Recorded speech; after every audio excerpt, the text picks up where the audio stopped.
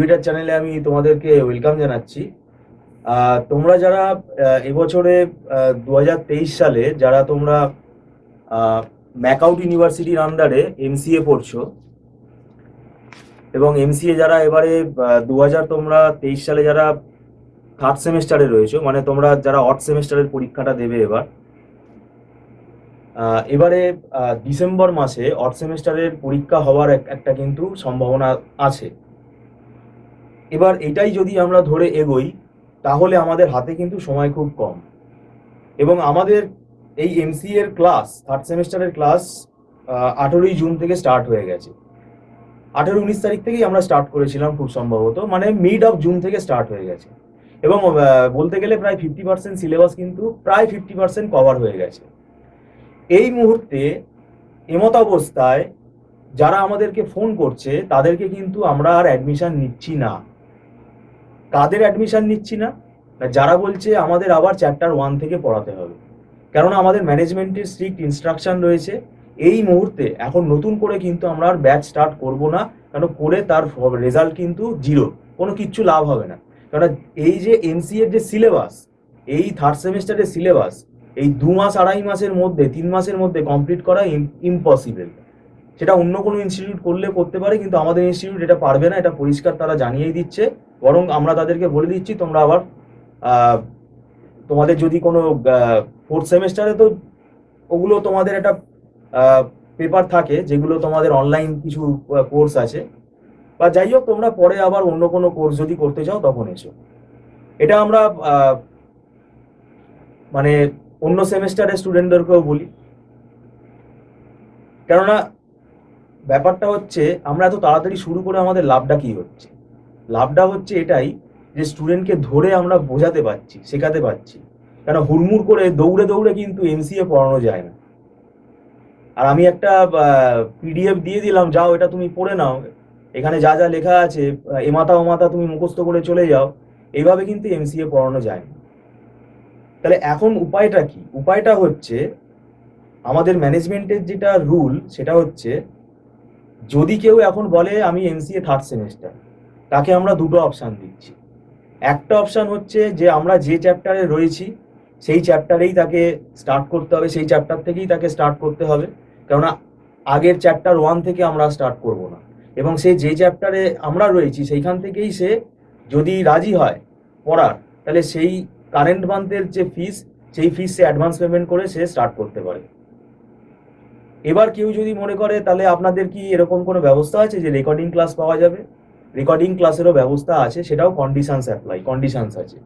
Condition হলো, আচ্ছা তার আগে আমি বলে নিই, যারা থার্ড সেমিস্টারে রয়েছো, থার্ড সেমিস্টারে তোমাদের সফটওয়্যার ইঞ্জিনিয়ারিং অ্যান্ড ইউএমএল এই সাবজেক্টটা আছে, আর data design and analysis of algorithm একটা পেপার আছে, আর্টিফিশিয়াল ইন্টেলিজেন্স আছে, আরও দুটো তোমাদের ইলেকটিভ আছে। তার মধ্যে একটা ইলেকটিভ আমরা যেটা এখানে সিলেক্ট করে রেখেছি, যেটা আমরা পড়াই, সেটা হচ্ছে পিএইচপি। দুটো ইলেকটিভের মধ্যে একটা পিএইচপি আমরা পড়াচ্ছি, সেটা যদি কারুর ম্যাচ করে তাহলে তারা সেটা যোগাযোগ করতে পারে। তো যাই হোক, একটা ইলেকটিভ আমরা পড়াচ্ছি, আর ওদিকে 3টে কম্পালসারি সাবজেক্ট, মানে টোটাল 4টে সাবজেক্ট।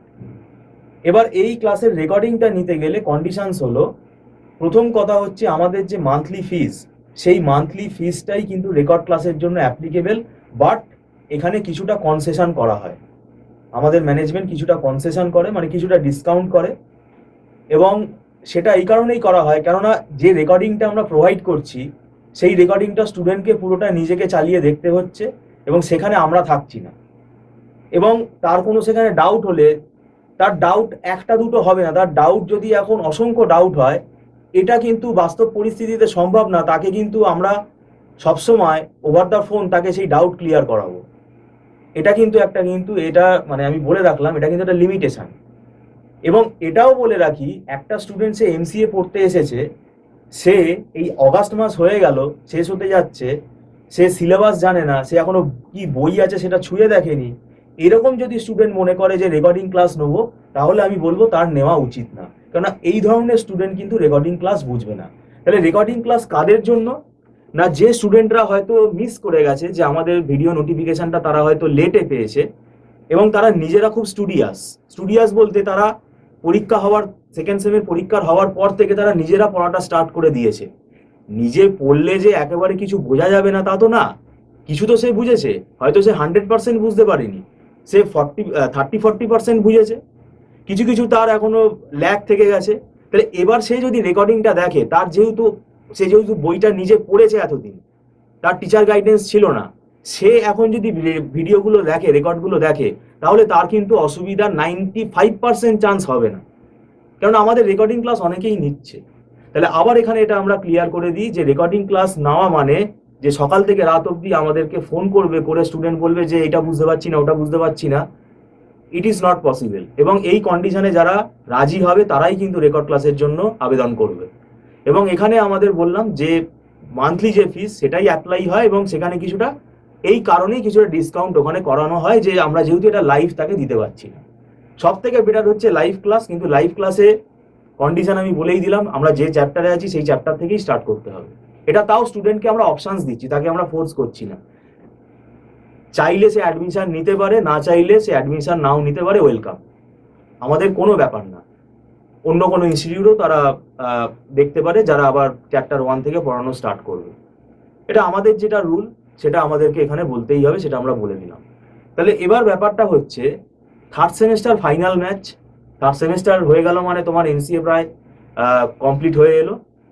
এই থার্ড সেমিস্টারের সাবজেক্টগুলো কিন্তু খুব ভাইটাল সাবজেক্ট ছিল, বিশেষ করে আর্টিফিশিয়াল ইন্টেলিজেন্স। এই আর্টিফিশিয়াল ইন্টেলিজেন্স যেটা সেমিস্টারে আমাদের থাকে, এটা কি? এটা হচ্ছে সায়েন্সটা। এইটা পড়ে কি আমি কোম্পানিতে কাজ করব, সেটা অনেক দূরের ব্যাপার। এটা সায়েন্সটা এই সেমিস্টারে যেটা আছে সেটা যদি আমি না বুঝি, এআই রিলেটেড যে সমস্ত পরবর্তীকালে টেকনোলজিগুলো রয়েছে মার্কেটে বা আসবে, সেইগুলো আমি বুঝতে পারবো না। এটা এই আর্টিফিশিয়াল ইন্টেলিজেন্স এটা সেমিস্টারে পড়ানো হয়, এটা পুরোপুরি অ্যালগোরিদম। এখানে সব অ্যালগোরিদম, এই অ্যালগোরিদমগুলোর সাহায্য নিয়ে আজকে নতুন নতুন সব এআই অ্যাপ্লিকেশনগুলো তৈরি হচ্ছে। তো যাই হোক, আমি পুরোপুরি রেকর্ড ক্লাসের সম্বন্ধে তোমাদের একটা আইডিয়া দিয়ে দিলাম। সম্পূর্ণ ভিডিওটা দেখার জন্য আমি আবার তোমাদেরকে ধন্যবাদ জানাচ্ছি। Thank you so much.